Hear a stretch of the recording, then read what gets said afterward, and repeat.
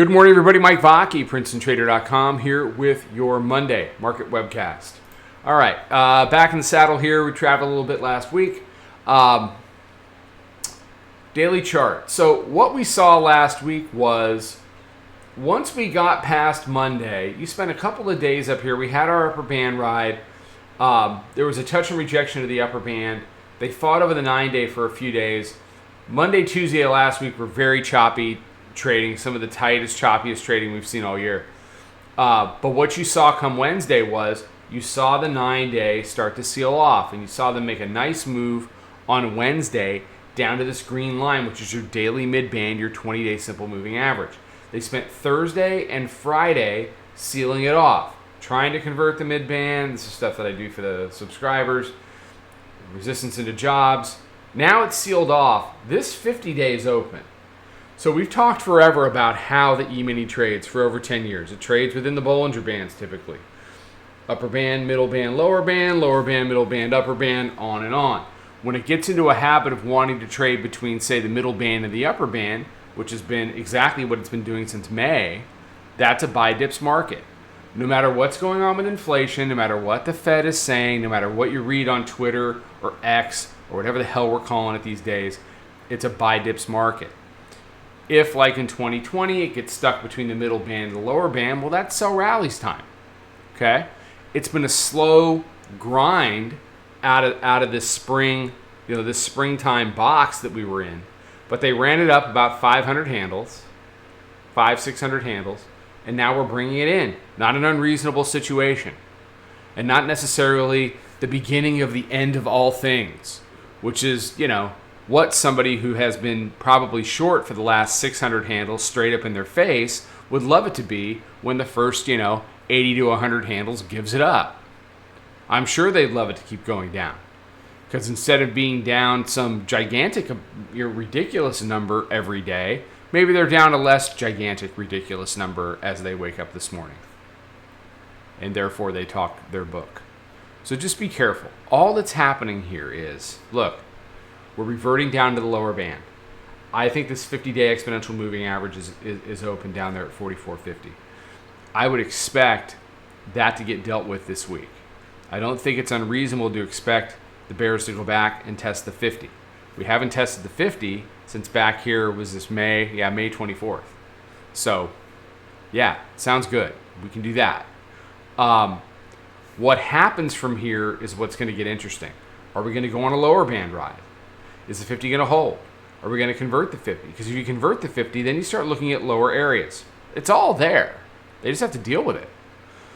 Or are we making, some kind of a higher low, and we're going to head back up here? Now look, you've got a couple of higher lows here that if you're the bulls, you better hold on to them.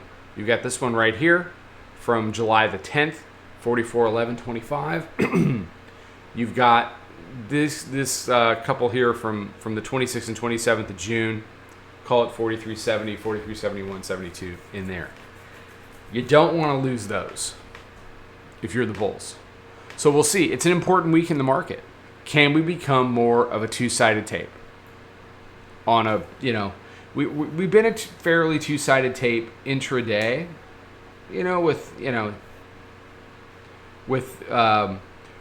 with these moments where the tape wants to go to sleep. But can we be more of a two-sided tape on an intermediate time frame, which is what it's trying to do here?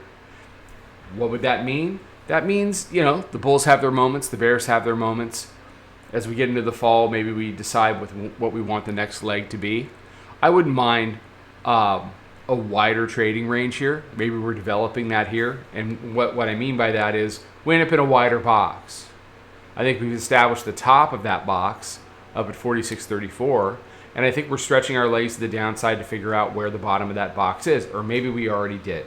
Maybe it's here, maybe it's here. We'll see. So keep an open mind. Take your profits where you find them this week. Don't get committed to an ideology, which is never good. Just trade what's in front of you, and we'll see where we are. As far as numbers go, you got volume weighted average price. We're trading right on top of it right now. It's 45.12. Hourly mid-band. I haven't showed you the hourly chart. It doesn't tell you much more than the daily.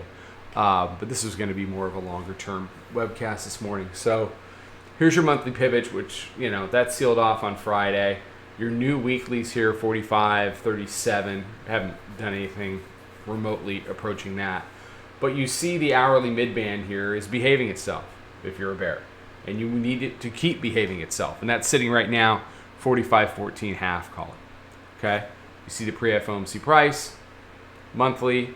Here's your daily mid-band and your 9-day. Both jammed up there, 45.50, 45.60, 45.55, 45.60 rather. And we'll have to see. What do the bears want to do? They want to take out this low. They want to keep making lower lows every day.